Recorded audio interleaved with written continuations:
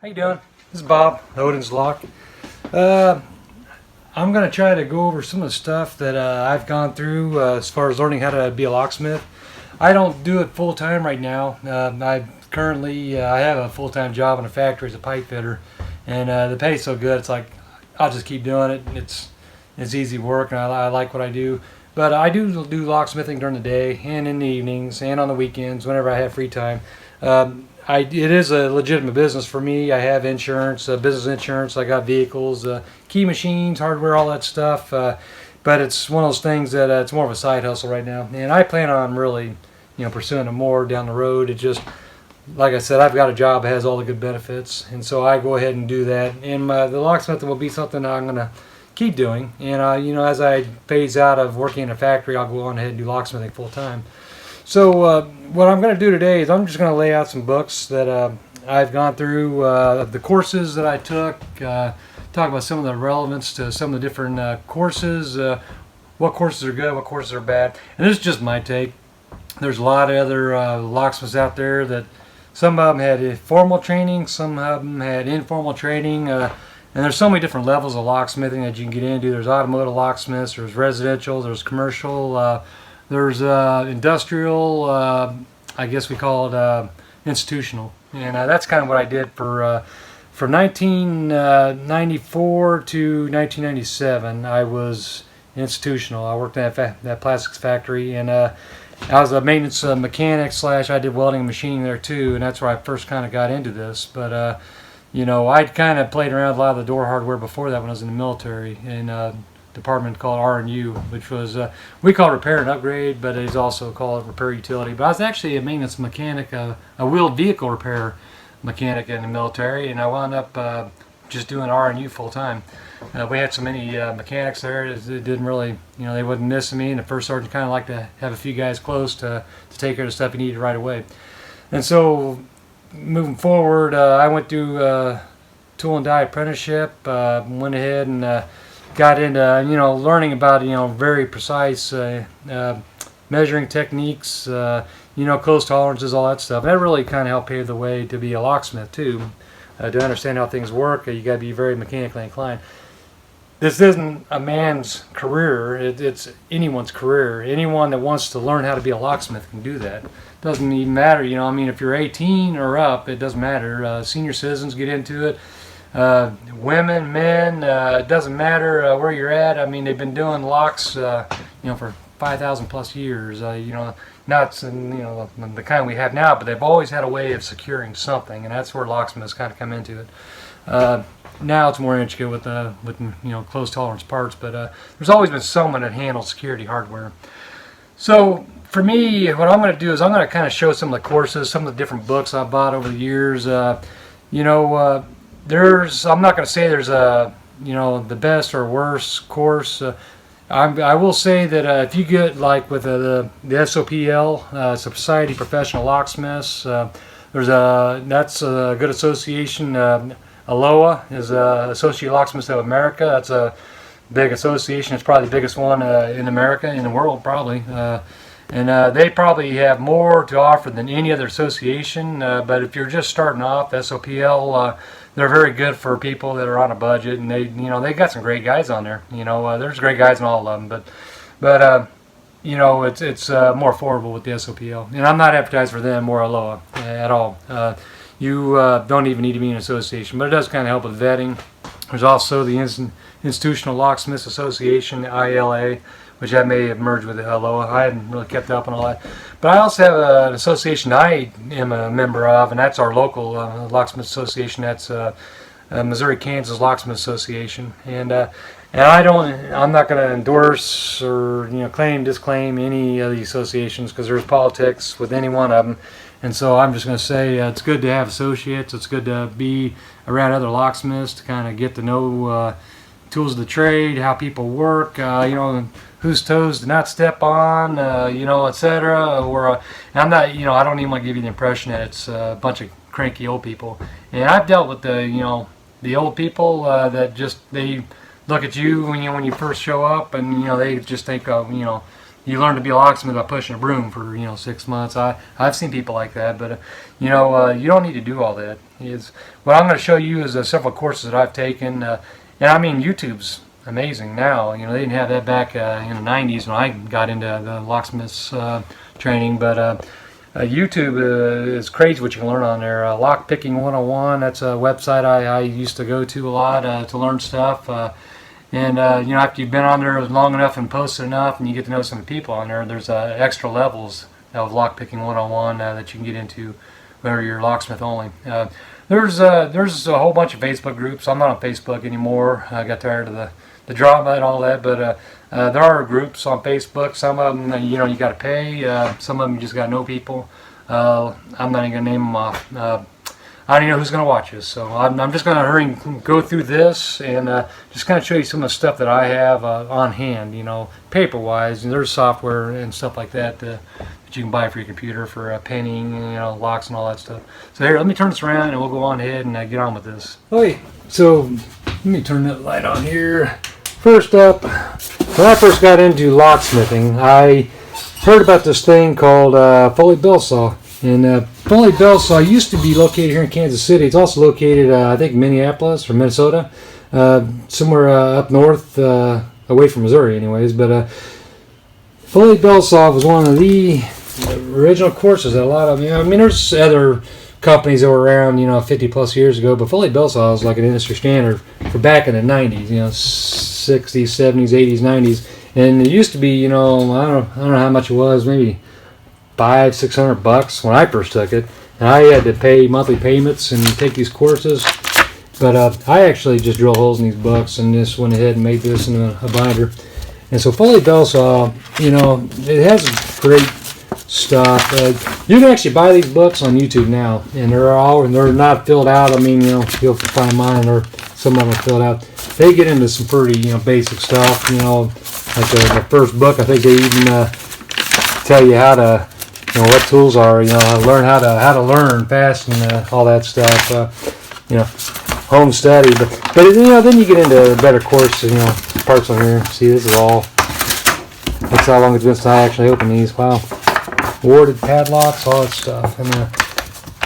Anyways, but this book, and then there's a binder in the back here. This is how old this is. I've not had to even get this out in a long time. Advanced Locksmithing course. Let me see what that was. Professional Advanced Locksmith course.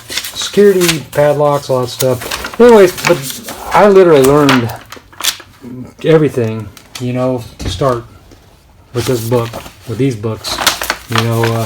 They cover about everything, safes, locks, this one here's burglar, fire, security, all the different things, how to pick, and back then you had to, they'll send you something, you had to file down a key, what they call smoking a key, and then you impression it.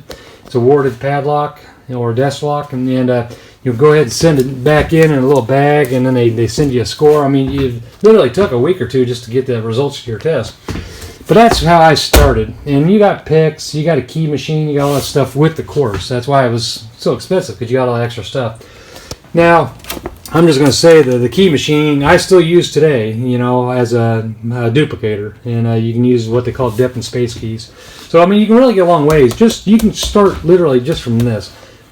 Now I'm going to say it was hard. I wouldn't say that you can actually go out and start your own business, but you can actually learn how to work on locks with this, and you'll have to buy the penny kits and stuff like that. Another one I like. This is probably my favorite one out of all these. I hate to even really put out that, I prefer one over the other, but this one here is Locksmith Video School, Mike Gibson, and it comes with several DVDs, and, they cover all kinds of different subjects, business setup, van setup, let me see here, I don't know if I can do this one-handed, let me see here, yeah, anyways, I think it says it on the front and the back, yeah, anyways. He has, deadbolts, lock rekeying, safe combination. It literally covers about everything you need. And the beauty is it's all DVD. You learn it right there, and he's doing this stuff. He's picking the locks, he's rekeying them, he's showing you, he's going through it. Great course, and that was the Advanced Locksmith course. He even sends you a test here that you send back in. I think it was $10. But this course here, I don't remember what it was, how much it cost. A few $100, but the maintenance department at the company I worked at, the next one after the first company I worked for with this course, when I took that, I had to pay for that myself. I got them to pay for this one, my next company I went to work for, and that's where I got into real heavy duty institutional locksmithing. Core changing, a lot of best keys, best systems. And that's all the different things on this. Art of impressioning. That's a great course. And he's got a podcast he puts out. He covers stuff in here that you don't get in the Foley-Belsaw course. He tells you what tools to have on hand. It's great. This is Mike Gibson. He's a wonderful person. You can call him if you take his course. He even offers you to call him. If you have anything, he'll talk you through it. But that's a good course right there. Probably my favorite. I hate to even say that. Foley-Belsaw is what got me started. This here, I think I found this book at Barnes & Noble's, and it covers everything too. Not as detailed as, there's nothing like a video where you can actually see him. And he shows you how to drill, literally drill correctly a padlock, or a deadbolt. And so it's real handy to actually see someone do that. And I remember in the video the drill bit breaks, and that happens in the real world. Sometimes that happens. This book here is another one. It's Lockmaster. It's a good book. Bill Phillips wrote this. Covers electric strikes, covers code machines, all that stuff. I'm not going to go too in depth into everything, but I'm just going to say, these cover a lot. When you get into actually doing a locksmith, you'll find yourself grabbing a lot more books. This is probably one of my other favorite books. You can't really find this anymore. It's HPC's Depth and Space book. They don't really have that. I think you can get it on a DVD or as a program, but I got that. I forgot I had that. But this here gives you all your depths and spaces. It's pretty handy. Different codes, cuts, all that stuff. And so you learn about how keys operate and the depths and spaces. Another good book to have. You get as you progress, you get in all kinds of other books. There's service manuals. This is an old one. This covers all kinds of, for GM, Chrysler. It's basically American car locks, most of them. Ford, GM. But they'll go into this stuff in depth. So once you learn how to be a locksmith, you get the basics done. You can find a lot more of these kind of things. And this book here, I've actually never used it. I just got it in an estate sale. Another locksmiths are selling this stuff. Of course, they got a million types of books. They got techniques of safe and vault manipulation. I think you can actually download this as a PDF. Modern high security locks. You never really stop learning, and I figured that out. And it's, there's all kinds of locks on here that probably never see. Most of them I'll probably never see. But still, once you understand the fundamentals of how they work, it applies across the board to a lot of other locks. Here's the Door Lock Encyclopedia. This covers a lot of different stuff, different locks, different brands, how to get the locks apart.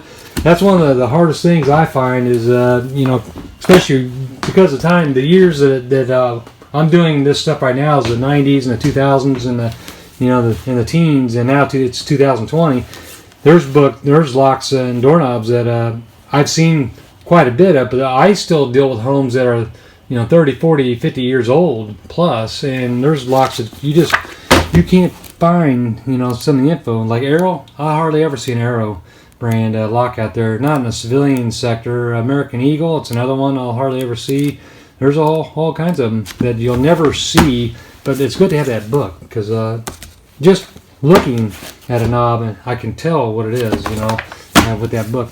Tubular lock service, you get into this. If you get into doing commercial work, hardly ever as a locksmith doing residential you come across this, but sometimes you do desk locks, and that covers that, vending machine locks, bubblegum locks, you find those.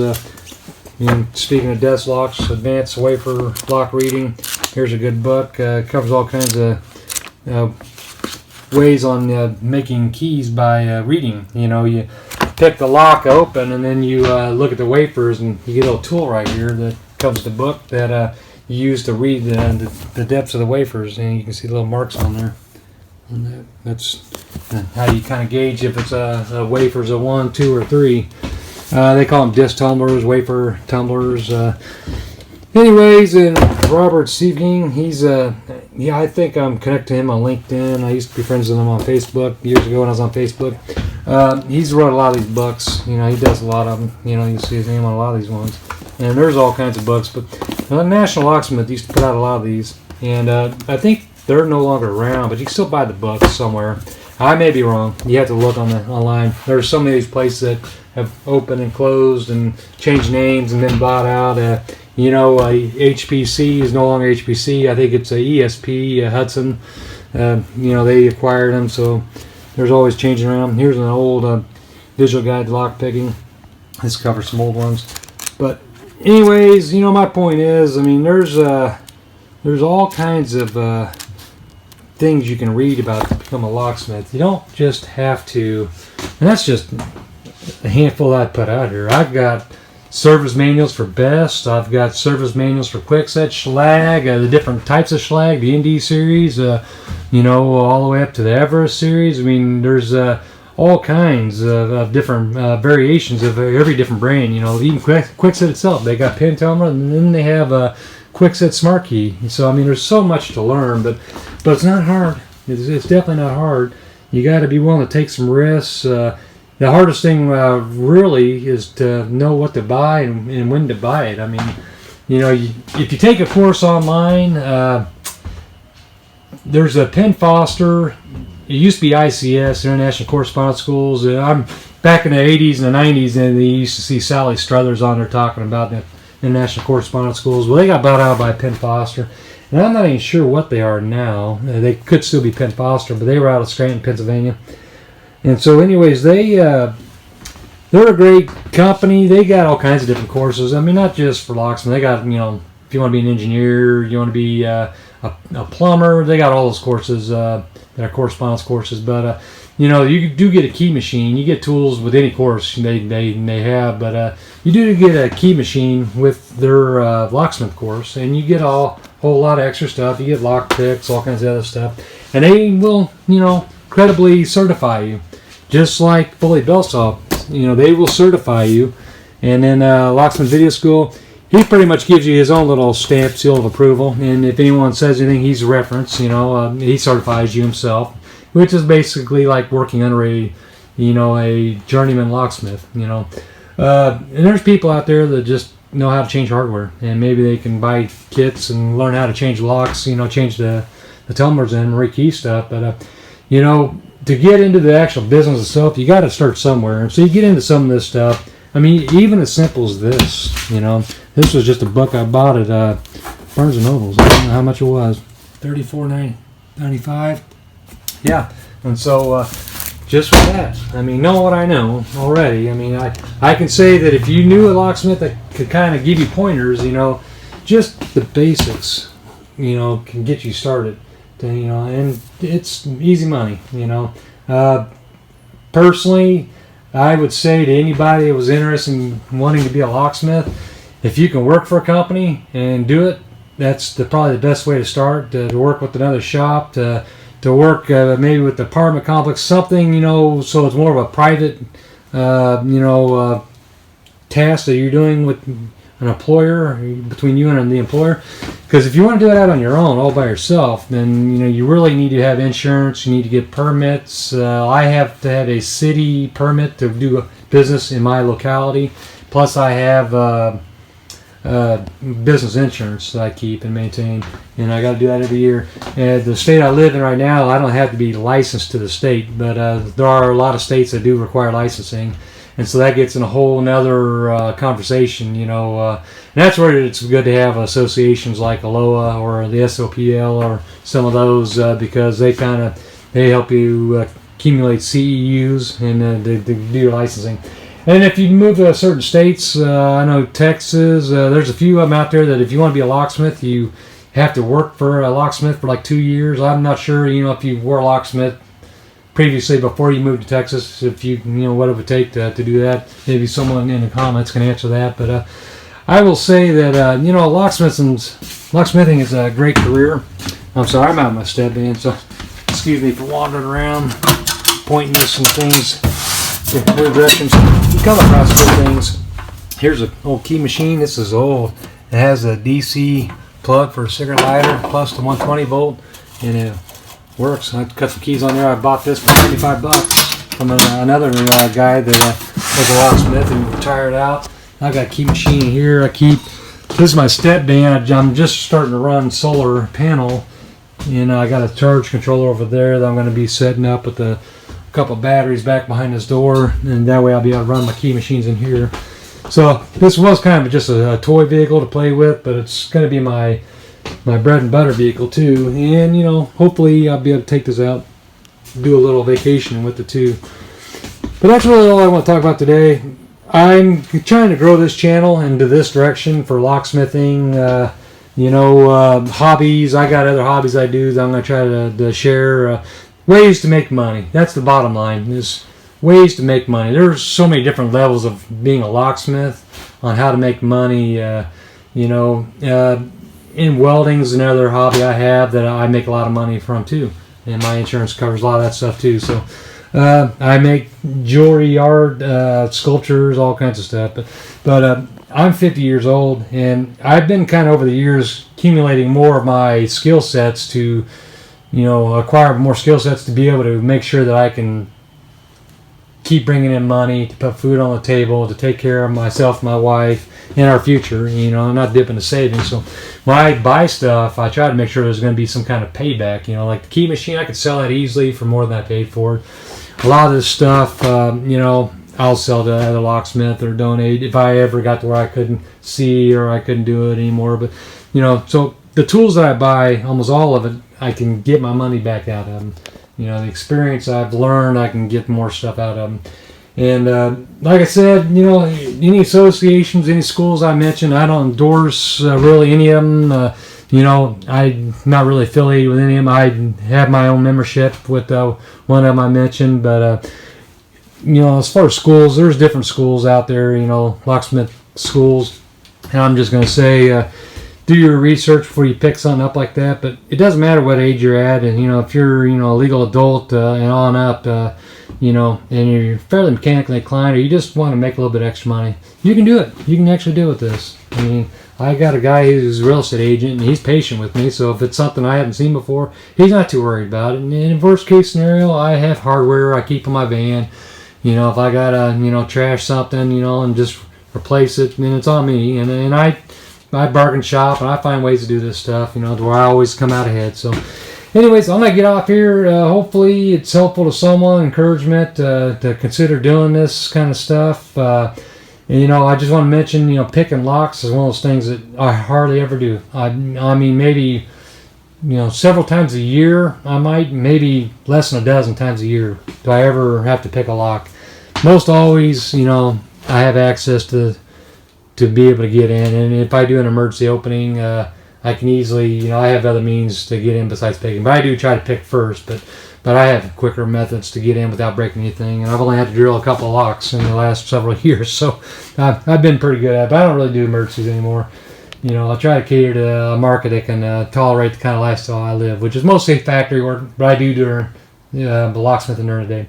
So I'll go ahead and get off here. I appreciate you watching. If you have any questions, if you want me to go over anything, let me know. I will go over some stuff here probably in a few days. I'm going to try to do a book on wafer locks, reading them, some of the different stuff, how they work, impressioning, all that stuff, different types. So with that, thanks a lot for watching, and y'all have a good one. Thanks. Bye-bye.